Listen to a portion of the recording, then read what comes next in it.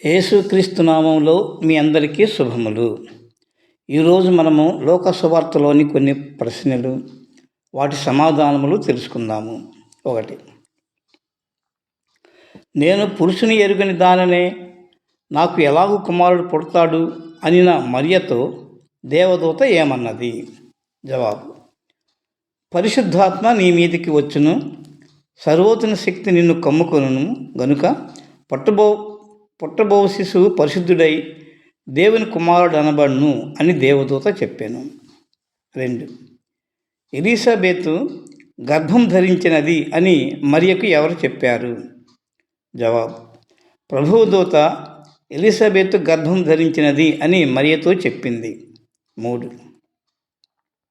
దేవదూత ఎలిజబెతు గర్భం ధరించిన ఎన్నవ మాసము అని మరియతో అన్నది? దేవదూత గొడ్రాలను పడిన ఎలిజబెత్కు ఇప్పుడు 6వ మాసము అని మరియతో చెప్పింది. 4. మరియ దేవదూతతో ఏమన్నది?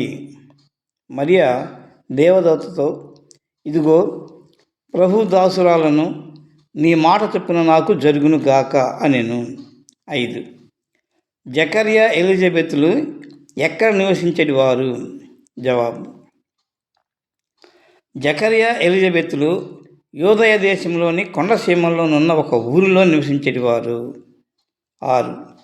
మరియా యూదా ప్రదేశంలోని జకర్యా ఇంటిలోనికి వెళ్ళి ఏం చేసింది? మరియా యూదా ప్రదేశంలోనున్న జకర్యా ఇంటిలోనికి వెళ్ళి ఎలిజబెత్తుకు వందనము చేసింది. 7. మరియ యొక్క వందన వచనములు వినగానే ఎలిజబెతు గర్భంలోనున్న శిశువు ఏం చేసింది? మరియ యొక్క వందన వచనములు వినగానే ఎలిజబెతు గర్భంలోనున్న శిశువు గంతులు వేసింది. Thank you.